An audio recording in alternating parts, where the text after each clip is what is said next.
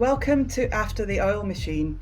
The issues raised in the film The Oil Machine have become even more urgent in recent months, with dramatic upheavals in energy security, the cost of living, and our climate. A year on from the COP26 climate conference in Glasgow, we're going back to the film's contributors to ask them how recent global events have shaped the ongoing debate about oil. I'm Rachel Kaplan, Outreach Coordinator for the film, and I'm delighted to be joined here today by Ewan Gibbs. Ewan lectures on economic and social history at the University of Glasgow. He's a scholar of work and labour with a focus on historical political economy and energy sectors. His book, Coal Country: The Meaning and Memory of Deindustrialisation in Post-War Scotland, was published by the University of London Press in 2021. We've been in a wave of energy change here in Scotland in recent years, producing nearly 30% more renewable energy than this time last year. And there's been much political talk lately of the just transition. At the same time, the UK government has just announced over 100 new licenses for North Sea oil and gas drilling. So is this transformation really happening in this moment? Well, clearly there are some very important transformations that have happened over the last decade or decade and a half, and I think that is very visible in relation to electricity generation, especially in Scotland, but actually increasingly across the UK with the development of large offshore wind farms. And I think it is the case that there's been very significant decarbonisation in electricity, and particularly the taking offline of the last generation of coal fired power stations across the UK. That came to an end in Scotland in 2016 with the closure of Long Annet, which was symbolically demolished around the time of the COP26 conference last year. And now across the UK, that the last coal-fired stations are being withdrawn. We do still rely on, and across the UK basis, significant levels of gas burning in electricity, but not so much in Scotland. So I think that is significant and important. When we think about the just transition, the ethos around community justice, around justice for workforces that are particularly reliant on fossil fuel production, I think we see something different. I don't think that the renewables transformation has been nearly as successful in terms of creating industrial jobs, and particularly for manufacturing workers, as it has been in creating changes in the basis of electricity generation. I think the oil and gas story tells us about something else as well. Yes, the UK still relies on gas for a large portion of its electricity, but it also relies on it for home heating. And it makes us think about where the transition has and hasn't taken place. And perhaps we've knocked out the easiest targets in terms of, a few large carbon emitters in terms of those power stations, but we've not taken on the much more difficult position yet in terms of how we heat our homes, and also as there's obviously large questions about the future of road transport in particular as well. So we know we're past peak oil and the industry is slowing down. So how is this current situation similar or different to what happened with the closure of coal mines in Scotland in the past? And how can we stop repeating errors that were made before? I think it's actually worth starting by saying that the closure of coal mines in Scotland was arguably managed relatively well between the 1940s and the 1970s, and actually in numerical terms, far more miners lost their jobs in the 1960s than in the 1980s, but they were broadly provided with suitable alternatives, either within the coal mining industry or outside of it, perhaps in mass production factories, engineering companies that were directed to invest in Scotland by UK government policy to provide alternative employment. So there's a positive story there, but unfortunately, the current situation far more closely resembles what happened in the 1980s and 1990s when reckless government policies around liberalising energy markets and also waging a politicised campaign in that case against the coal mining industry led to mass unemployment as collieries closed. And I think That experience is obviously in the mind of oil workers, of trade unions, and of communities that are facing the closure or the slow rundown of employment in the industry.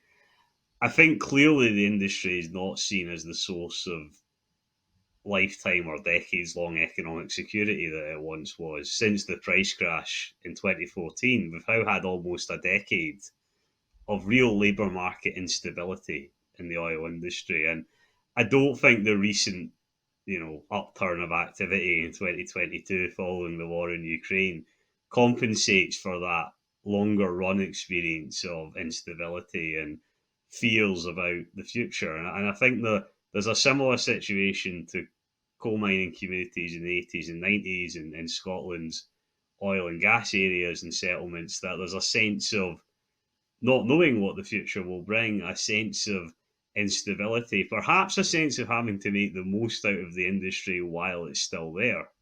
The instability that the workers are feeling right now, we're seeing manifested in strikes and a lot of industrial actions. So a wave of strikes happening across all sectors at the moment, including university unions such as the campus where you work. And also this week, new industrial actions, strikes announced by North Sea oil and gas workers, and I'm sure more will come in the months ahead. Can strikes really be effective in this moment? Well, I think in a sector like oil and gas, strikes can certainly be effective in this moment when oil prices are high. Companies are very dependent on getting their product out of the ground and selling it on the market. And oil extraction is a very capital intensive activity. Like the money is being spent on creating those infrastructures, and the money is going to have to be spent on keeping them running. Labour is, even though we might think of oil workers as relatively well paid, labour is a relatively small portion of the overall costs of oil and gas production. And workers at in the North Sea and also workers at refineries like Grangemouth who've taken action, sometimes and often on what we might term an unofficial or wildcat basis in recent months, are clearly understanding that their employers, the oil companies, the refiners, the subcontractors, but especially the large oil companies, are making vast profits. We've seen record breaking profits being made on the back of their labour ultimately in recent months. So I think that oil workers are actually making a very rational calculation when they choose to go on strike. Even the threat of strike has actually delivered gains for oil workers on some rigs in the last few months. There seems many similarities with the 1970s right now. Oil prices were skyrocketing then, and there were supply issues. And at that time, there was an argument for relying on domestic energy, which was coal, as a secure power supply. With these new licenses being announced for North Sea oil and gas drilling against the backdrop of a war in Ukraine, is this situation comparable? And is this really about our energy security? Yeah, I think that the obvious parallel is that advanced industrial economies like the UK, or advanced former deindustrial economies like the UK, have experienced what we can term a terms of trade shock. That these economies are major net importers of energy for the most part. That's certainly true of the UK and other large Western European economies. So this comes as a huge hit to them. The rising price of oil and gas and instability in international energy markets adversely impacts the position of the national economy, which is a net purchaser of these products. But it also directly affects almost every household in quite adverse, dramatic ways. And obviously, we're having a large national discussion in the UK, which is replicated around all these other economies, about how do we pay for this? What sort of action is the appropriate action to take in the short term to try and head off the costs of these changes in energy prices, and who should pay for that? Should it be individual households? Should there be some sort of collective response through government policy? Should the energy companies pay for it? And that's the discussion that we're having at the moment. that is very similar, I think, to the 1970s, where in similar circumstances, there was a military conflict in the Middle East, and the Russian invasion of Ukraine has parallels to that, I think, that was the trigger. Although in both cases as well, you had long term tendencies towards the increasing of energy prices. And I think it is important we bear that in mind, that this isn't just about the Russian invasion of Ukraine. Oil and gas prices were going up beforehand. As you alluded to, in the early 1970s, coal miners and their allies effectively won a political argument around the future of UK energy policy. Miners actually used their industrial power then to win two major strikes around wages and other elements of conditions, and secured major improvements. But the biggest improvement they secured was the so called Plan for Coal, which put coal at the centre of electricity generation for Britain's future because of the perceived instability of relying on oil and gas imports. I think there is a parallel to that sentiment at the moment, but the big difference in terms of oil and gas in the North Sea is that in the 1970s, there was a hope, obviously, that the UK would become self sufficient in oil and gas, which it did. It became a net exporter in the 1980s. We can talk about whether those benefits were fully realised, like whether the economic rewards of that were used effectively, but it did, and that was a major economic advantage. Even if these licenses were all realised in full, it's not going to make the UK a net exporter of oil and gas. So the UK is now a significant importer of oil and gas, and as we said, we've passed peak oil. I see a similarity in some ways between the case that was made for coal in the early 1970s and the case that's being made for a green just transition at the moment. And that might seem paradoxical. Coal is obviously a very carbon intensive fuel, and it's been phased out in terms of electricity generation in the UK for that reason, to meet carbon reduction targets. But if we step back from that and actually think about the political content of those arguments, there clearly are similarities. That the argument for using coal was about national ownership and public control, and that is often a sentiment that's made by advocates of some sort of a just transition or a Green New Deal. And there's an argument about whose interests within the nation, within Britain, within Scotland, should be served by the exploitation of those resources by forms of electricity and more broadly energy generation.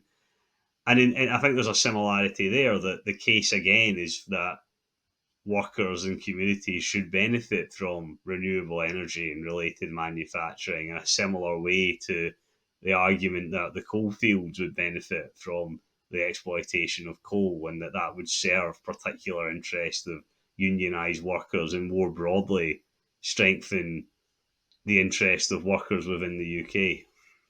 One thing that's very different now to the 1970s, though, is rising CO2 in our atmosphere and the impacts of climate chaos. So, looking at the urgent need to act within the next 5 years, what do you think can happen or needs to happen? Well, we're now a year on from COP26, and I think one of the really concerning dimensions of international politics that's come out of the Russian invasion of Ukraine is the loss of momentum behind the salience that climate change seemed to have temporarily gained, however disappointed we were with what that actually meant in terms of commitments and what was being done on the ground in practice. And clearly, that actually builds up the requirements for more and more and more urgent action. Um, I think on a global level, we need a commitment to share technologies and intellectual property around the world, particularly developing economies that haven't been given the benefits of 2 centuries or more of carbon intensive economic growth that economies like the UK have done, and that's led to us being in this situation in the first place. I think economies like the UK that effectively bear that burden of historical responsibility need to take the lead in drastic action, and they need to do it in a way which disadvantages the poorest the least, and in fact rewards and improves the lives of people towards the bottom of the social ladder. And that necessarily means making the rich and corporate interests pay the most. And they are the most responsible for this situation. They have gained the most from a carbon energy burning world. And we are all paying the price for that in a very uneven and unfair manner. So I think that means utilizing the resources of the state in a drastic way. It means, public sector action to transform our home heating systems, for instance. We can't have a future for gas boilers. That's clearly not plausible given how much of our uh, our emissions come from that. We need to drastically get rid of car ownership in the way that we have it at the moment. Clearly, that's not sustainable, especially not from carbon burning cars, but even electric burning cars are electric fuel cars are also not necessarily sustainable. It's not sustainable to have that sort of mass car ownership. We need to be having a discussion right now and then doing things very quickly that involves taking these sorts of drastic steps though. And if we don't, climate change will be worse and worse. And I think we all know that the more action is put off, the more drastic steps will need to be taken, and they may not even be particularly effective by that point. Well, thank you, Ewan Gibbs, for joining us today. The Oil Machine is now showing in cinemas across the UK, and you can also contact us about hosting a community screening for your organisation, your business, or your group, wherever you are. Find out more at theoilmachine.org.